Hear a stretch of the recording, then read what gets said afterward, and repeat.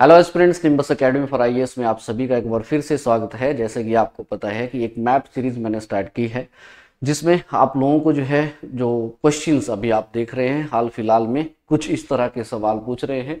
जैसे नॉर्थ से साउथ कुछ प्लेसेस आप लगाइए, वेस्ट टू ईस्ट आप लोगों से अरेंजमेंट पूछ रहे हैं, यानी कि मैपिंग के ऊपर वो क्वेश्चन आप लोगों से पूछ रहा है, राइट। अभी तक हम बहुत सारी डिस्ट्रिक्ट्स वो कवर कर चुके हैं। आज ये हमारा फाइनल लेक्चर इस मैप सीरीज का रहेगा। तो इसमें हम लोग 3 से 4 डिस्ट्रिक्ट्स को कवर करने की कोशिश करेंगे। बिकॉज देखो, मैं आपको बता दूं, जो मेन डिस्ट्रिक्ट्स थे वो हम ऑलरेडी कवर कर चुके हैं, लेकिन यहाँ से भी कुछ इंपॉर्टेंट इंफॉर्मेशन वो निकल सकती है, तो इसलिए इन डिस्ट्रिक्ट्स की भी हम बात करेंगे, राइट। तो इस तरह के क्वेश्चंस आ रहे हैं, नया ट्रेंड है, एचएएस में भी है, चाहे अलाइड की बात कर लीजिए, चाहे एसीएफ का जो एग्जाम हुआ उसमें इस तरह के क्वेश्चंस वो पूछे गए हैं। तो हो सकता है कि आने वाले समय में इस तरह के सवाल आपसे पूछे जाएं, तो इसलिए आपने ध्यान रखना है। तो आइए बात करते हैं, स्टार्ट करते हैं हमारे इस लेक्चर को। और सबसे पहले आज हम कवर करने की कोशिश करेंगे यहाँ पे सिरमौर डिस्ट्रिक्ट को। अब सिरमौर में देखिए क्या क्या कुछ वो इम्पोर्टेंट आपके एग्जामिनेशन से हो सकता है, कौन कौन से जो एरियाज हैं, जिन एरियाज के ऊपर आपको थोड़ा सा ध्यान रखना पड़ेगा। पहले तो मैं आपको बता दूं, ये सिरमौर का मैप है आपके सामने। और सिरमौर में अगर आप देखेंगे फ्रेंड्स, तो एक नदी वो शिमला वाले रीजन से आती है, ठीक है, कुपड़ पीक से निकलती है। और ये नदी अगर आगे देखेंगे तो फिर ये यमुना में जाके वो मिल जाती है। याद रखिएगा, इस नदी को कहते हैं गिरि रिवर। अब ये गिरि रिवर क्या करती है, ये सिरमौर को 2 हिस्से कर देती है। एक बन जाता है ट्रांसगिरी रीजन, एक बन जाता है सिसगिरी रीजन। तो पहली तो इन्फॉर्मेशन ये आपको ध्यान में होनी चाहिए।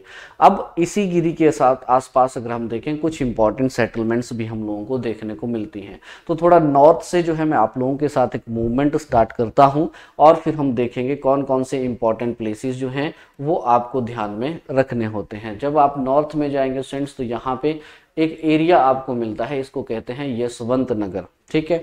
यशवंत नगर वाईएस परमार, जो हमारे पहले चीफ मिनिस्टर रहे हैं स्टेट के, उन्हीं के नाम के ऊपर यशवंत नगर नाम रखा गया है। इस नगर की बात करें या फिर इस टाउन की बात करें, तो यहाँ पे ये जो गिरि रिवर है वो एक तरह से एंटर भी करती है हमारे इस पर्टिकुलर सिरमौर वाले रीजन्स में। इसको आपने थोड़ा ध्यान में रखना है। उसके बाद जब आप इसके नीचे आएंगे तो आपको एक प्लेस मिलता है जिसको आप लोग कहते हैं राजगढ़। राजगढ़ आपने सुना होगा। राजगढ़ जो एरिया है ये फेमस है अपने पीच के लिए, यानी कि आड़ू के लिए। तो पीच बॉल ऑफ एशिया के तौर पे भी राजगढ़ को फ्रेंड्स ये जाना जाता है। इसको आपने ध्यान रखना है। फिर जब आप थोड़ा सा नीचे आएंगे तो आप लोगों को यहाँ पे नौरा वो एक एरिया देखने को मिलेगा। इसको आप लोग नौरा धार के नाम से भी जानते हैं, यानी कि धार है एक यहाँ पे जिसको नौरा धार कहते हैं। नौरा धार के बाद जब आप नीचे आएंगे तो आप लोगों को एक और प्लेस मिलता है जिसको बोलते हैं आप लोग हरिपुर धार। हरिपुर धार एक इम्पॉर्टेंट टूरिस्ट डेस्टिनेशन है भाई सिरमौर के अंदर, क्योंकि यहाँ पे इस हरिपुर धार के ऊपर आपको एक माता का मंदिर देखने को मिलेगा, माँ भंग्याणी। अगर आप देखेंगे तो वो मंदिर आपको हरिपुर धार के ऊपर वो देखने को मिलता है, ठीक है। फिर उसके बाद जब आप नीचे आ जाएंगे तो यहाँ पे आपको सल्लाई धार सल्लाई वाले जो रीजन है वहाँ पे भी सल्लाई धार ये देखने को मिलती है। फ्रेंड्स, जब फर्दर आप डाउनवर्ड जब मूव करेंगे तो यहाँ पे आपको सबसे पहले तो मिलता है रेणुका जी। और रेणुका जी वो एरिया है जहाँ पे आपको रेणुका लेक मिलती है। ये वो झील है जो हिमाचल प्रदेश की सबसे बड़ी नेचुरल झील का दर्जा भी लेती है। उसके साथ साथ इसकी लेंथ लगभग 2.5 किलोमीटर के आसपास वो मानी जाती है। इसकी शेप की बात करें तो स्लीपिंग वुमेन की तरह इसका शेप हमें देखने को मिलता है। और ये जो झील है अगर आप केमिकली देखें तो एक हार्ड वाटर लेक के तौर पे भी इसको टैग किया जाता है। इस तरह की कुछ इन्फॉर्मेशन आपने ध्यान में रखनी होती है। तो एक इम्पॉर्टेंट प्लेस है रेणुका जी। उसके साथ ही आप देखेंगे तो यहाँ पे एक प्लेस आपको मिलेगा ददाहू, इसको कहते हैं। ददाहू वो एरिया है फ्रेंड्स जहाँ पे इस साइड से आप देखेंगे तो जलाल रिवर आती है, और जलाल रिवर वो गिरी के अंदर वो मिल जाती है नियर बाय ददाहू। तो इसलिए Dadahu is the meeting point of the Jalal and Giri river, ये आप ध्यान में रख सकते हैं, राइट। उसके बाद जब आप फर्दर डाउन में जाएंगे तो आपको एरिया मिलेगा नाहन। नाहन फ्रेंड्स ये आप ध्यान रख सकते हैं, हेडक्वार्टर भी है ये। तो नाहन की अगर आप बात करते हैं तो नाहन के लिए एक बात आपने ध्यान रखनी है फ्रेंड्स, पहली तो कि यहाँ से ना एक रिवर जाती है जिस रिवर का नाम है मारकंडा। तो मारकंडा रिवर जो कि आगे चल के अगर आप देखेंगे यू कैन से मारकंडा जो आगे चल के घग्गर में मिल जाती है। यहाँ से घग्गर जाती है और बाया पंचकुला होके आगे आप देखेंगे तो यमुना में मिल जाती है। इसी घग्गर की एक ट्रिब्यूटरी है मारकंडा रिवर, जो आगे चल के जो है आप देख सकते हैं मारकंडा रिवर यहाँ से जाती है और फिर आगे जो है घग्गर के साथ अंबाला एरिया के आसपास ये मिल जाती है। तो नाहन याद रखिएगा, ऑन द बैंक ऑफ आपको कहाँ मिलेगा, मारकंडा के किनारे। उसके बाद देखिए काला आम जो है ये भी इंपॉर्टेंट प्लेस है, क्योंकि ये एक इंडस्ट्रियल एरिया है, फेमस इंडस्ट्रियल एरिया आपको मिलेगा। वहीं आप बात करते हैं धौला कुआं, तो ये एरिया जो है अपने ऑर्चर्ड्स के लिए जो है वो जाना जाता है। फ्रेंड्स उसके जब फर्दर आप आएंगे तो आपको पौंटा साहिब जो है एरिया मिलता है। प्लेन एरिया है यानी कि वैली एरिया है, इसलिए इस रीजन्स को पौंटा वैली भी कहते हैं और क्यारदा दून वैली के तौर पे भी जो है इस एरिया को देखा जाता है। पौंटा में आपको पता ही है एक फेमस गुरुद्वारा जो है आपको देखने को मिलेगा, जिसका डायरेक्ट रिलेशन था गुरु गोविंद सिंह जी के साथ। उन्होंने ही फाउंडेशन जो है पौंटा की भी रखी थी, तो इसलिए आपने ध्यान रखना है। तो पौंटा जो है, अब पौंटा वैली जो है यानी कि ये पूरे की पूरी जो आप क्यारदा दून वैली की बात करते हैं, इसके बीचों बीच से एक नदी गुजरती है, उसका नाम है बाटा। यानी कि बाटा वो नदी है जो क्यारदा दून वैली को दो हिस्सों के अंदर जो है वो यहाँ पे डिवाइड करती है, राइट। तो जब आप सिरमौर की बात करते हैं तो सिरमौर में ये कुछ प्लेसेस जो हैं वो आप लोगों को ध्यान में रखने होते हैं। ये वो प्लेसेस हैं जो अक्सर आप लोग जब हिमाचल प्रदेश का जीके स्टडी करेंगे उस जीके के अंदर भी आप लोगों को मेंशन जो है इनका आता रहेगा। तो इसलिए मैंने आपको मैप के ऊपर ये लोकेशंस बता दी, इनको आपने ध्यान में रखना है, राइट। यहीं पे आप देखेंगे तो चूड़धार पीक जो है ये भी आपको मिलेगी, जो कि आपको लोकेटेड है on the border of the Shimla और सिरमौर, इन दोनों के बॉर्डर पे आपको ये देखने को मिलती है, ठीक है। तो स्टूडेंट्स ये हैं आपके सिरमौर और सिरमौर में कुछ इंपॉर्टेंट प्लेसेस। अब बढ़ते हैं आगे। अब उसके बाद अगर आप देखेंगे, देखिए जो मेजर डिस्ट्रिक्ट्स थे जहां से आपसे प्लेसेस के ऊपर क्वेश्चंस पूछे जा सकते हैं वो हम ऑलरेडी कवर कर चुके हैं, लेकिन फिर भी उसके अलावा जो रिमेनिंग डिस्ट्रिक्ट्स हैं उनमें ऐसे कौन से प्लेसेस हैं जो प्लेसेस बहुत फेमस हैं और अक्सर आप लोगों को देखने को मिलते हैं, उनकी बात करते हैं। तो जैसे ऊना की बात करते हैं, आइए और ऊना में जानते हैं कौन कौन से वो प्लेसेस रहेंगे जिन प्लेसेस को जो है आप लोगों ने थोड़ा सा ध्यान में रखना है, क्योंकि हो सकता है कि आपसे एग्जामिनेशन में पूछ लिया जाए। जैसे अगर आप नॉर्थ में देखेंगे ऊना के, तो आपको मिलेगा यहाँ पे चिंतपूर्णी। तो चिंतपूर्णी का जो मंदिर है फ्रेंड्स ये आपको देखने को मिलता है। जब आप चिंतपूर्णी के नीचे जब आप आएंगे तो एक इंपॉर्टेंट प्लेस मैं आपको बता देता हूँ, यहाँ पे आपको मिलेगा अम्ब। अम्ब जो है ये इंपॉर्टेंट प्लेस है, क्यों? क्योंकि ये एक इंडस्ट्रियल एरिया भी है। अम्ब से एक बात आपने याद रखनी है कि इसको the gardens of Jaswan rajas के तौर पे भी देखा जाता है, यानी कि जो जसवान के राजा थे उनका एक गार्डन की तरह जो है इसको टैग किया जाता है। तो गार्डन्स ऑफ जसवान राजास के तौर पे जो है इस अम्ब को देखा जाता है। अब जब आप अम्ब से आगे आएंगे, देखो मैं आपको यहाँ पे बता देता हूँ, बहुत सारे ऐसे यू कैन से जो बाबा होते हैं उनके रिलेटेड जो समाधियाँ हैं, जो मंदिर हैं, वो बहुत ज़्यादा आपको देखने को मिलेंगे जब भी आप बात करते हैं ऊना की। अब जब आप देखिए अम्ब से टूवर्ड जब आप नादौन की तरफ जाएंगे, यहाँ पे अगर आप इस रोड पे जाएंगे टूवर्ड नादौन, तो यहाँ से आगे आप देखेंगे तो एक विलेज आपको मिलेगा जिसको बोलते हैं नाहरी। नाहरी जो ये गांव है, इस गांव से जब आप ठीक 3 किलोमीटर आगे जाएंगे तो यहाँ पे आपको एक प्लेस मिलेगा जिसको बोलते हैं मैडी। मैडी जो है फ्रेंड्स ये फेमस प्लेस है, क्योंकि मैडी नामक स्थान जो है यहाँ पे ऊना के अंदर, वहां आपको मिलेगा बाबा बड़भाग सिंह का समाधि या फिर टेंपल जो है उनका देखने को मिलता है। तो मैडी में जो है एक मेला भी होता है बाबा बड़भाग सिंह का, तो ये प्लेस जो है इंपॉर्टेंट आपके लिए हो जाता है, राइट। अब उसके बाद जब आप आएंगे अम्ब से नीचे तो यहाँ पे एक प्लेस आपको मिलेगा which is called as the Gagret. और गगरेट के लिए आपने कुछ चीजें याद रखनी है, जैसे फॉर एग्जांपल गगरेट भी एक इंडस्ट्रियल एरिया है। पहली तो बात आप ध्यान रखिएगा, बड़ी बड़ी इंडस्ट्रीज भी आपको यहाँ पे देखने को मिलेंगी। और दूसरा, यहाँ पे एक फेमस मंदिर है शिव बाड़ी करके। तो शिव बाड़ी जो है गगरेट में बहुत ही फेमस है, ये आप ध्यान में रख सकते हैं। जसवान नदी के किनारे, सोन जो नदी है उसके किनारे जो है आपको ये मिलेगा गगरेट में शिव बाड़ी मंदिर। अब शिव बाड़ी मंदिर की अगर आप बात करते हैं, देखिए इस टेम्पल के लिए ये कहा जाता है कि जो द्रोणाचार्य ऋषि थे उन्होंने जो है इस एरिया को फाउंड किया था या फिर बनाया था, ठीक है। और यहाँ पे उस शिव बाड़ी वाले रीजन्स को ये एज अ आर्चरी फील्ड के तौर पे यूज करते थे, यानी कि जो धनुर्विद्या होती थी अपने शिष्यों को वो द्रोणाचार्य जो थे इन रीजन्स में देते थे। तो इसलिए गगरेट में शिव बाड़ी बहुत फेमस है, इस स्थान को आपने ध्यान में रखना है। ठीक है। जब आप गगरेट से नीचे की तरफ आएंगे फ्रेंड्स, तो मैं आपको एक और इम्पॉर्टेंट प्लेस बताता हूँ यहाँ पे, वो हो जाएगा बंगाणा। अब बंगाणा जो है एक तरह से तहसील भी है भी, मैं आपको बता देता हूँ, बंगाणा सब डिवीजन भी है। अब बंगाणा की बात करते हैं तो यहाँ पे ना एक गांव आपको मिलेगा, जिस गांव को बोलते हैं तलमेड़ा।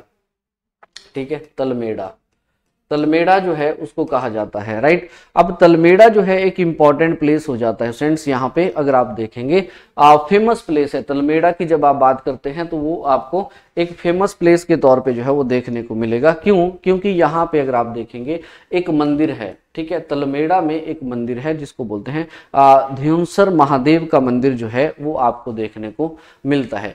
ध्युंसर महादेव जो है अगर मैं बताऊं आपको फ्रेंड्स, तो ये वो प्लेस है तलमेड़ा में, ध्युंसर महादेव जो है, मैं आपको फिर से बताना चाहता हूं कि ये वो मंदिर है जिस मंदिर के पास जो है धौम्य ऋषि हुआ करते थे, उन्होंने अपनी तपस्या की थी लॉर्ड शिव को जो है खुश करने के लिए। इसलिए यहाँ पे ध्युंसर महादेव का मंदिर जो है वो आप लोगों को देखने को मिलता है।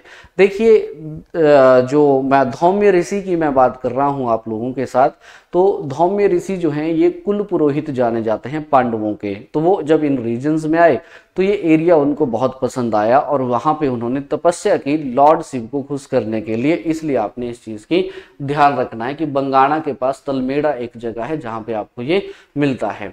उसके बाद अगर आप देखेंगे तो यहाँ पे एक और प्लेस आपको मिलेगा जिसको बोलते हैं बशल। बशल जो एरिया है फ्रेंड्स ये ऊना में, ये भी बड़ा फेमस है। क्यों फेमस है? क्योंकि बसल नामक स्थान पे मैंने आपको पहले बोला बहुत सारी समाधियां आपको यहाँ पे देखने को मिलेगी। तो बसल वो एरिया है जहाँ पे रुद्रनंद टेम्पल जो है आपको मिलता है, ये आपने ध्यान रखना है। बसल में रुद्रनंद टेम्पल जो है या फिर उनकी समाधि जो है आपको देखने को मिलती है। जब इसके और नीचे आप आएंगे तो आपको एक और एरिया मिलेगा जिसको बोलते हैं बशोली। अब बशोली जो है ये भी अगर बहुत फेमस एरिया है। क्यों फेमस एरिया है? क्योंकि यहाँ भी अगर आप देखेंगे तो एक फेमस मेला होता है यहाँ पे पीर निगाह का। तो पीर निगाह की समाधि जो है वो आपको बशोली नामक स्थान पे जो है वो देखने को मिलती है। जब आप बशोली से नीचे आएंगे तो यस ऑब्वियसली आपको एक मेन टाउन ऊना मिलता है जिसको जसवान भी कहते थे। उसके नीचे जब आप देखेंगे तो एक और प्लेस आपको मिलेगा जिसको बोलते हैं हरोली। हरोली जो है फ्रेंड्स ये इंपॉर्टेंट स्थान है यहाँ पे। क्यों? क्योंकि हरोली में जो आपको पता है जब आप इकोनॉमी की बात करते हैं तो यहाँ पे एक बल्क ड्रग पार्क जो है वो सरकार बनाने की कोशिश कर रही है, राइट। तो इसलिए ये इंपॉर्टेंट है। हरोली में आपको बल्क ड्रग पार्क जो है वो देखने को मिलेगा। तो अगर आप साउथ से नॉर्थ की बात करते हैं तो ये कुछ प्लेसेस जो हैं वो अगेन आपके ऊना से इंपॉर्टेंट हो जाते हैं और इन्हीं प्लेसेस के बारे में आप बार बार जो है वो या तो पढ़ते रहते हैं या फिर न्यूज़ में भी आप लोगों को देखने को मिलेगा, बिकॉज कल्चर सिग्निफिकेंस बहुत ज़्यादा है, ये आपको मिलेंगे। उसके बाद ये जो गोविंद सागर लेक जो आपकी ऊना के अंदर भी आती है, वहां पे भी आप देखेंगे तो गरीबनाथ जो है फ्रेंड्स उनका भी मंदिर आपको देखने को मिलता है, राइट। तो ये आपने ध्यान रखना है। तो जब ऊना की बात करते हैं these are some important places, तो ये आपने ध्यान रखने हैं। आइए चलते हैं हमीरपुर की तरफ और हमीरपुर में जानते हैं कौन कौन से महत्वपूर्ण स्थान जो हैं वो आप लोगों के लिए जरूरी हो जाएंगे। देखिए हमीरपुर की जब आप बात करते हैं आपको पता ही है ये मेन टाउन हमारा हमीरपुर है भाई। और इस हमीरपुर से नॉर्थ की तरफ जब आप मूव करेंगे तो कुछ इंपॉर्टेंट प्लेसेस आएंगे, वो मैं आपको बताऊंगा। और साउथ में जो है एक और इंपॉर्टेंट प्लेस यहाँ पे आपको मिलेगा। सबसे पहले आपको पता ही है हमीरपुर जो है सबसे छोटा डिस्ट्रिक्ट है। जब हम एरिया की बात यहाँ पे करते हैं तो मात्र 2% जो एरिया है वो कवर करता है ये हमारे टोटल जियोग्राफिकल एरिया का। आइए यहाँ पे कुछ प्लेसेस की बात कर लेते हैं। देखो फ्रेंड्स जब आप हमीरपुर से टूवर्ड पालमपुर की तरफ जब मूव करेंगे तो आपको एक प्लेस मिलता है यहाँ पे टीरा सुजानपुर। अब यहाँ से एक रिवर आ रही है और ये रिवर है ब्यास, और ब्यास के किनारे ही आपको क्या मिलेगा, टीरा सुजानपुर का जो है एरिया वो देखने को मिलता है। अब टीरा सुजानपुर से क्या इंपॉर्टेंट जरूरी इंफॉर्मेशन होती है? देखो यहाँ नॉर्थ से साउथ में जो है बहुत कम प्लेसेस आपको मिलेंगे जो बहुत फेमस हैं, लेकिन पॉसिबिलिटी हो सकती है कि आपसे ये प्लेसेस फिर से पूछ लिए जाएं। लेकिन जब आप जीके की बात करते हैं तो हिमाचल के जीके में इन एरियाज का जिक्र जो है वो अक्सर आपको देखने को मिलता है, जिसमें से टीरा सुजानपुर एक फेमस है। आपको पता होना चाहिए ये बात है लगभग 1748 की, जब अभयचंद जो थे वो राजा थे कांगड़ा के और उन्होंने ही सुजानपुर टीरा जो है उसकी फाउंडेशन रखी थी। यानी कि जो टीरा है उसकी फाउंडेशन उनके द्वारा रखी गई थी। उसके बाद कहा यह जाता है कि 1764 1294 के आसपास अगर आप देखेंगे तो घमंडचंद वो राजा हुए थे जिन्होंने सुजानपुर बनाया था। तो टीरा सुजानपुर जो नाम है उसके बाद ये चला। लेकिन जो टीरा के अंदर इन्होंने फोर्ट बनाया था जिसे आज आप सुजानपुर फोर्ट के नाम से जानते हैं, वो अभयचंद ने ही बनाया था। 1748 के आसपास जो है उसका निर्माण किया गया था। पहली तो बात आपने ये ध्यान में रखनी है, राइट। दूसरा, टीरा सुजानपुर की अगर मैं बात बताऊं तो इंपॉर्टेंट जो है यहाँ पे आपके लिए हो जाएगा कि यहाँ पे नवाब गुलाम मोहम्मद हुए थे भाई, यूपी रामपुर के, रामपुर यूपी में जो है वहां के एक नवाब थे, उनका भी तोम्ब आपको यहाँ पे देखने को मिलेगा। The tomb of Nawab Ghulam Mohammad of the Rampur, वो भी आपको सुजानपुर में भी देखने को मिलता है। अगर हम बात करेंगे यू कैन से विजिटर्स की, तो जो सुजानपुर है उसमें सबसे पहले जो जर्मन थे उनका नाम था ट्रेवेक। ट्रेवेक जो है पहले जर्मन हुए थे जिन्होंने सुजानपुर टीरा को विजिट किया था। फिर उसके बाद ब्रिटिशर्स में देखेंगे तो विलियम मूर क्राफ्ट जो था वो यहाँ पे आया था 1820 के आसपास। फ्रेंड्स, सुजानपुर से क्या कुछ और इंपॉर्टेंट इंफॉर्मेशन है वो मैं आपको बता देता हूं। देखो, सबसे पहले तो यहाँ पे कुछ इंपॉर्टेंट मंदिर भी हैं, अगर आपने सुना हो। जब आप सुजानपुर के किले के अंदर जाते हैं तो वहां पे एक मंदिर आपको मिलेगा, गौरी शंकर का मंदिर जो है वो है। अब ये जो गौरी शंकर का मंदिर है ये कैसे संसार चंद जो हुए थे उन्होंने बनाया था। 1793 के आसपास जो है इस मंदिर का निर्माण किया गया था।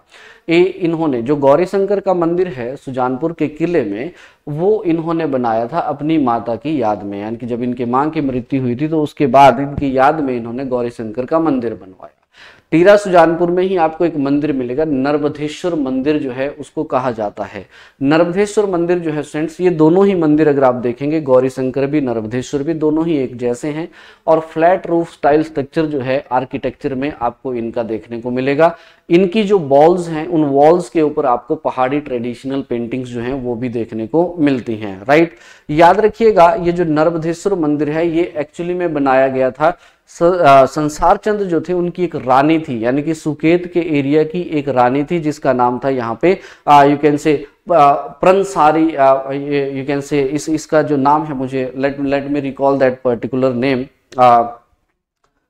इट्स प्रनसानी देवी जो थी उनके द्वारा जो था एक्चुअली में इस मंदिर का निर्माण किया गया था। यानी कि जो नर्मधेश्वर मंदिर है वो सुकेत की जो यहाँ पे संसार चंद की रानी थी, ठीक है, तो प्रनसानी देवी जो उनका नाम था, उन्होंने जो है इस मंदिर का निर्माण किया था। इस बात को ध्यान में आपने रखना है। उसके साथ साथ ही आपको पता ही है सुजानपुर जो है अपने चौगान के लिए भी जाना जाता है। बहुत बड़ा मैदान है यहाँ पे, जिसके एक कॉर्नर में आप देखेंगे तो आपको सैनिक स्कूल देखने को मिलेगा और यहाँ पे होली का जो मेला है वो भी कंडक्ट करवाया जाता है, राइट। उसके बाद जब आप आगे आएंगे तो यहाँ पे भी आपको एक प्लेस मिलेगा which is known as the Nadaun, और नादौन भी आपको ब्यास के किनारे ही मिलेगा।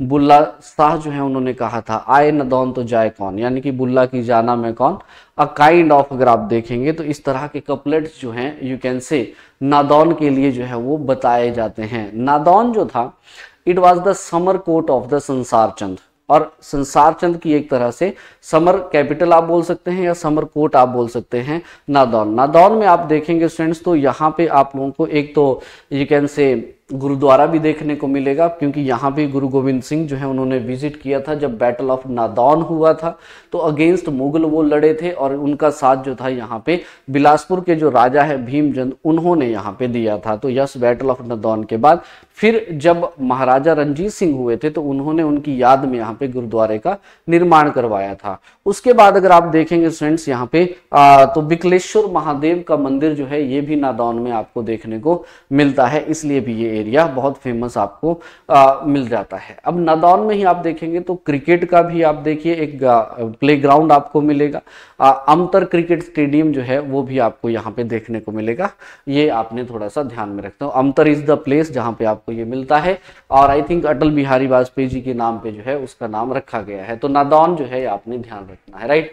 उसके बाद जब आप नीचे की तरफ आएंगे तो यहाँ पे एक प्लेस है जिसको आप लोग बोलते हैं चबूतरा। देखो ये चबूतरा अभी न्यूज में था, क्योंकि जब यहाँ पे आप देखिए यू कैन से बहुत सारे लैंडस्लाइड्स जब हो रहे थे, जब नेचुरल डिजास्टर हो रहे थे, तो ये वो एरिया है जहाँ पे लैंड सिंक हुआ था, वो पूरा का पूरा गांव जो था वो नीचे की तरफ बैठा था। तो ये वो चबूतरा एरिया जो है, इसको भी आप थोड़ा सा ध्यान में रख सकते हैं। जब आप नीचे की तरफ आएंगे तो ऑब्वियसली आपको अणु नामक स्थान भी मिलेगा नियर हमीरपुर, जहाँ पे हमीरपुर का डिग्री कॉलेज है, और हमीरपुर जो है ये मेन टाउन भी आपको मिलेगा।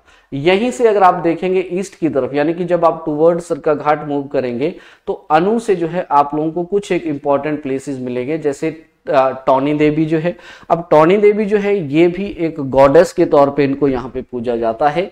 और उसके बाद आपको मिलता है अवाह देवी। अवाह देवी के बारे में याद रखिएगा, ये यहाँ पे भी एक गॉडेस का मंदिर है। और let me tell you students कि Awah Devi is the highest point of the Hamirpur. Hamirpur का अगर हाईएस्ट पॉइंट कोई है तो वो अवाह देवी जो है वो आपको देखने को मिलता है, राइट। तो these are some important places. उसके बाद जब आप नीचे की तरफ आएंगे तो ऑब्वियसली आपको एरिया मिलेगा, जैसे बड़सर एक अच्छा इंपॉर्टेंट एरिया है, और ये भी यहाँ पे अक्सर न्यूज में जो है आप लोगों को देखने को मिलता है। उसके साथ साथ ही आप देखेंगे यहाँ पे there is a place known as the Bhota. तो भोटा वो एरिया है स्टूडेंट्स जहाँ पे आपको पता ही है कि राधा स्वामी का एक बहुत बड़ा, हिमाचल में आपको पता ही होगा, उनका बहुत बड़ा जो है एक हॉस्पिटल भी आपको देखने को मिलेगा। ये भी न्यूज में था, इसको भी सरकार बंद करने की बात कर रही थी। उसके बाद जब आप नीचे की तरफ आएंगे तो यहाँ पे आपको एक मंदिर मिलेगा भाई, बाबा बालकनाथ का द्योट सिद्ध नामक ये स्थान है। इसी द्योट सिद्ध के साथ आप देखेंगे जब बिलासपुर में आप जाएंगे तो यहाँ पे एक एरिया मिलेगा साहतलाई। याद रखिएगा जो बाबा बालकनाथ का मंदिर है ये 2 डिस्ट्रिक्ट्स के अंदर है, एक बिलासपुर में और दूसरा हमीरपुर में। हमीरपुर की जब आप बात करते हैं तो द्योट सिद्ध जहाँ पे मेन श्राइन है वो है, और साहतलाई वो एरिया है जहाँ पे मान्यता है कि जो बाबा बालकनाथ हुआ करते थे वो यहाँ पे अपनी तपस्या किया करते थे। बाद में जो है मायरत्नों के साथ जब थोड़ी सी अनबन उनकी हुई तो वो ही left that particular place and came to जो आज यहाँ पे आपको मेन श्राइन देखने को मिलती है। तो ये आपने थोड़ा सा ध्यान रखना है, राइट। तो हमीरपुर की जब आप बात करते हैं तो ये कुछ इंपॉर्टेंट प्लेसेस हैं, इन एरियाज को जो है आप थोड़ा सा यहाँ पे ध्यान में रख सकते हैं। ओके, चलिए आगे बढ़ते हैं। हमीरपुर के बाद थोड़ा सा बात कर लेते हैं हमारे लास्ट जो हमारा डिस्ट्रिक्ट रहता है, और वो हो जाता है फ्रेंड्स बिलासपुर। अब बिलासपुर में मैं आपको बता दूं, देखो यार बहुत सारे प्लेसेस तो नहीं है जो आप लोगों को बताए जाएं, लेकिन हाँ मैं बिलासपुर से कुछ चीजें इंपॉर्टेंट इंफॉर्मेशन आपके साथ जो है वो जरूर शेयर करना चाहता हूं, बिकॉज अक्सर आपको इनके बारे में पता होना चाहिए। कुछ प्लेसेस में अगर बताऊं तो देखो एक इंपॉर्टेंट प्लेसेस है घुमारमी, एक इंपॉर्टेंट प्लेसेस आ जाता है जो कि सिरखंड के किनारे है, राइट। उसके साथ साथ आप देखेंगे तो बरठी एक इंपॉर्टेंट प्लेसेस आ जाता है। देन उसके बाद आप देखेंगे झंडुत्ता एक इंपॉर्टेंट प्लेसेस यहाँ पे आ जाता है, राइट। जब आप नीचे आएंगे तो यहाँ पे देखिए घाघस एक इंपॉर्टेंट प्लेसेस आ जाता है, क्योंकि यहाँ से आप बिलासपुर से होते हुए फिर through you can say Shimla की तरफ भी जा सकते हैं, मंडी की तरफ जो है वहां भी आप लोग जो है वो जा सकते हैं। तो घाघस एक इंपॉर्टेंट प्लेस जो है ये आता है। फिर मेन टाउन बिलासपुर जो है एक इंपॉर्टेंट प्लेस आपको यहाँ पे देखने को मिलता है। फिर उसके बाद आप देखेंगे तो यस नैना देवी जो है आपको पता ही है, बिलासपुर की जो नैना देवी है 1100 मीटर की हाइट के ऊपर आपको ये मंदिर देखने को मिलेगा, तो बहुत इंपॉर्टेंट प्लेस है। उसके साथ साथ आप देखेंगे तो यस भाखड़ा जो है, अब मुझे लगता है सभी आप लोग बेहतरी से जानते हैं, तो भाखड़ा ये वो विलेज है, गाँव है जहाँ पे भाखड़ा डैम बनाया गया है, हम बात करेंगे। और उसके साथ साथ गोविंद सागर जो है यहाँ पे एक झील आपको देखने को मिलेगी जो हिमाचल प्रदेश की सबसे बड़ी आर्टिफिशियल लेक भी मानी जाती है। और नीचे अगर आप आएंगे तो आपको मिलेगा यहाँ पे स्वारघाट। तो यस अगर नॉर्थ से साउथ भी देखेंगे तो घुमारमी है, फिर हमारे पास घाघस है, बिलासपुर है और स्वारघाट है, इस तरह के कुछ रीजन्स आपको मिलेंगे। लेकिन बिलासपुर से जो इंपॉर्टेंट इंफॉर्मेशन जो मैं आपके साथ शेयर करना चाहता हूँ वो है 2 बहुत इंपॉर्टेंट। पहला, ये जो पुराना बिलासपुर हुआ करता था, यानी कि जिस बिलासपुर को आज आप देखते हैं वो एक्चुअली में न्यू टाउनशिप बिलासपुर है, वो नया बिलासपुर है। जब आप प्रिंसली स्टेट की बात करते हैं जिसको कहलूर भी कहते थे या फिर बाद में इसको बिलासपुर भी कहा जाने लगा, बिकॉज ब्यासपुर जो है यानी कि ब्यासपुर नाम रखा गया था और इसको 1663 में बनाया गया था। जो टाउनशिप है, मेन बिलासपुर की जो टाउनशिप है पुराने वाली, उसको 1663 में बनाया गया था, जब सुनहानी से जो है कैपिटल ट्रांसफर की गई थी ब्यासपुर में, जिसको बाद में बिलासपुर बोला गया। लेकिन 1663 में जो है इसको बनाया गया था, लेकिन बाद में अगर आप देखेंगे फ्रेंड्स तो भाखड़ा बांध की कंस्ट्रक्शन जो है वो स्टार्ट की गई थी। फिर उसके बाद न्यू टाउनशिप जो है वो बिल्डअप की गई। याद रखिएगा, ये जो बिलासपुर आज आप देखते हैं, यानी कि ये जो टाउन आप यहाँ पे आज देखते हैं, ये भारत का पहला आप देखिएगा प्लानिंग के साथ किया हुआ टाउन है। यानी कि आप इस चीज को याद रखिएगा, ये first hill town of the country है, first planned hill town of the country है जो है वो बिलासपुर को कहा जाता है। यानी कि मॉडर्न मीन्स मॉडर्न वे के ऊपर जो है इसको बनाया गया था, ये आपने ध्यान रखना है। दूसरा मैं आपको बता दूं, यहाँ पे आपको पता है बिलासपुर में आपको गोविंद सागर लेक भी देखने को मिलती है। गोविंद सागर लेक से क्या इंपॉर्टेंट इंफॉर्मेशन रह सकती है? पहली तो बात देखो, ये भाखड़ा बांध के द्वारा बनाई जाती है, सतलुज के ऊपर भाखड़ा बांध बना है, जिसके थ्रू जो इसका रेजरवायर है वो रेजरवायर जो है इस झील को बनाता है। ये हिमाचल प्रदेश की सबसे बड़ी आर्टिफिशियल लेक है। इस लेक की अगर मैं बात करूं, इसका एरिया जो है फ्रेंड्स लगभग 170 स्क्वायर किलोमीटर है। इसकी लेंथ जो है वो 90 किलोमीटर के आसपास है, जो बिलासपुर में भी है और ऊना डिस्ट्रिक्ट तक जो है ये पूरी की पूरी फैली हुई है। इसके बारे में आप ध्यान में रख सकते हैं, राइट। तो गोविंद सागर लेक जो है इंपॉर्टेंट यहाँ पे आपके लिए हो जाती है। उसके बाद अगर आप देखेंगे तो भाखड़ा बांध जो है ये भी इंपॉर्टेंट प्लेस आपके लिए रहता है, बिकॉज आपको पता ही है कि ये हाईएस्ट ग्रेविटी डैम है भाई हमारे पूरे भारत की अगर बात करें तो हाईएस्ट ग्रेविटी डैम है भाखड़ा डैम। अच्छा, इसके बारे में कुछ फैक्ट मैं आपको बता देता हूँ। सबसे पहले मैं आपको ये बता देता हूँ, भाखड़ा डैम का जो आइडिया था वो एक्चुअली में लिया गया था लुइस डेन के द्वारा। Louis Dane was the person जिसने इसका आइडिया दिया था कि हमें कुछ इस तरह का डैम जो है वो बनाना चाहिए। लेकिन फिर 1955 में अगर आप देखेंगे तो यस, पंडित जवाहरलाल नेहरू हुए थे जिन्होंने पहली कंक्रीट की जो बकेट थी वो यहाँ पे डाली थी। यानी कि इसकी जो कंस्ट्रक्शन है वो स्टार्ट हुई थी 1955 में। एक मजे की बात मैं बताऊं, दैट एक इंजीनियर थे, अमेरिकन इंजीनियर थे, उनका यू कैन से जो नाम था, अमेरिकन इंजीनियर थे, उनका नाम जो था फ्रेंड्स हार्वे स्लोकम उनका नाम था। हार्वे स्लोकम जो पर्सन थे उनको कोई ज्यादा बड़ा एक्सपीरियंस तो नहीं था डैम बनाने का, लेकिन वो इंजीनियर बहुत बेहतर थे, तो इसलिए उनके सुपरविजन में जो है इस काम को स्टार्ट किया गया था 1955 में। फिर फाइनली आप देखेंगे तो 1962 में जो है वो कंप्लीट हो गया था ये, राइट। तो भाखड़ा बांध का निर्माण 1962 में कंप्लीट जो था वो कर दिया गया था। इसके बाद जो है भाखड़ा बांध जो है वो बनाया गया। फ्रेंड्स देखो, अब यहाँ पे क्या हुआ है कि ये जो लेक है ये बनी है इस रेजरवायर के थ्रू। अब ये जो लेक है ये सतलुज रिवर के ऊपर है। अब भाखड़ा डैम जब यहाँ पे यानी कि हाइड्रो पावर प्रोजेक्ट जब स्टार्ट किया गया तो उसमें एक कॉन्टिन्यूस फ्लो जो है पानी का वो बहुत जरूरी था, बहुत ही मस्ट था। तो इसलिए सरकार ने क्या किया, सरकार ने बोला कि अगर बिलासपुर में या फिर सतलुज में हमें proper you can say amount of water अगर चाहिए और कॉन्टिन्यूस सप्लाई अगर हम चाहिए तो हम लोगों को कुछ नदियों को लिंक करना पड़ेगा। और इसी से कॉन्सेप्ट जो है वो एक्चुअली में आजाद हुआ ब्यास सतलुज लिंक को जोड़ने का। तो फ्रेंड्स जो फिर आप देखेंगे तो मंडी जो एरिया है, अगर आप मंडी की बात करते हैं तो मंडी में आप लोगों को एक एरिया मिलता है पंडोह करके। तो पंडोह में आप देखेंगे तो ब्यास नदी के ऊपर जो है पंडोह डैम बनाया गया है। आपको पता है the main motive of the Pandoh dam क्या है, वो एक्चुअली में ये है कि वहां से ब्यास का पानी जो है वो डाइवर्ट किया गया है और उस पानी को जो है सतलुज के साथ जोड़ा गया है आगे सलापड़ नामक स्थान पे। इसीलिए आप लोग पंडोह से जब इस you can say Beas Sutlej link की बात करते हैं तो इस लिंक के दौरान आप देखेंगे बीच में एक ओपन चैनल भी आता है और उसी ओपन चैनल पे सुंदरनगर की जो झील है वो बनी हुई है। इसलिए सुंदरनगर की लेक आप लोगों ने देखी होगी, वो भी एक आर्टिफिशियल लेक है। तो ब्यास सतलुज लिंक जो है वो इसलिए बनाया गया था ताकि भाखड़ा डैम जो है उसमें एक प्रॉपर जो है वो वाटर की सप्लाई जो है वो की जा सके या फिर मेंटेन किया जा सके उस कॉन्टिन्यूस फ्लो को।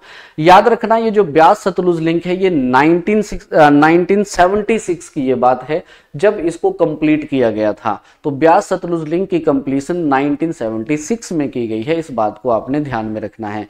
दूसरा फ्रेंड्स आपको ये बता देता हूं मैं कि क्योंकि यहाँ पे सतलुज जो है वो काफी फ्रेजाइल है, बहुत यू कैन से आसानी से टूट जाता है इसका जो भी यहाँ पे स्ट्रक्चर है, तो इसलिए यहाँ पे भी सिल्टेशन को मेंटेन करना था। तो इन्होंने क्या किया दैट जो भाखड़ा डैम है उसमें सिल्टेशन ज्यादा ना हो, इसलिए उसी सिल्टेशन को कम करने के लिए उसके पीछे कोल डैम बनाया गया। याद रखिएगा कोल डैम का मेन मोटिव ये था कि सिल्टेशन कम की जाए और ब्यास सतलुज लिंक में ओपन चैनल का मेन मकसद ये था कि सतलुज को जो है, ब्यास को जो है सुंदरनगर के पास कंट्रोलिंग गेट के थ्रू रोका जाए ताकि वहां की सिल्टेशन को वहां पे कम किया जा सके। इसलिए सुंदरनगर में बड़ी झील आपको जो है वो देखने को मिलेगी, राइट। तो ये कुछ बातें हैं जो आपने ध्यान रखनी है, जैसे भाखड़ा बांध है, गोविंद सागर लेक है, बिलासपुर जो टाउन मैंने आपको बता दिया। तो जब आप बिलासपुर की बात करते हैं तो ये इंफॉर्मेशन बहुत जरूरी आप लोगों के लिए हो जाती है, राइट। तो एस्पिरेंट्स, इसी के साथ जो है हमारी ये जो मैप सीरीज है यहीं पे फिनिश होती है। आपने सारे के सारे लेक्चर जो है बड़े प्यार से देखने हैं, सो दैट अगर इस तरह के सवाल आपसे पूछे गए, क्वेश्चंस जो है मैपिंग के ऊपर आपसे पूछेंगे, so that you will able to answer that particular questions. और इसी के साथ मैं कुछ ऐसे टॉपिक्स आपके सामने जो है वो लेते आता रहूंगा जो नए एमर्जिंग टॉपिक्स हैं, जैसे वेजिटेशन है, सॉइल्स है, बहुत सारे ऐसे टॉपिक्स हैं हिमाचल प्रदेश में जो अब नए कॉन्सेप्ट जो है आप लोगों से डिमांड कर रहे हैं, नई तरह के क्वेश्चन जो है वो आप लोगों से डिमांड कर रहे हैं। तो उनको जो है हम फ्रीक्वेंट टाइम पे जो है वो कैन से यहाँ आपको बताता रहूंगा मैं, और उसके ऊपर जो है वीडियोस लेके आता रहूंगा, राइट। तो आज के लेक्चर में फिर इतना ही। अगर लेक्चर पसंद आए लाइक जरूर करना, शेयर जरूर करना, अपनी प्रतिक्रिया जरूर बताना कमेंट में। तो आज के इस लेक्चर में इतना ही, मुलाकात होगी फिर। Till then take care, have a great day, thank you so much.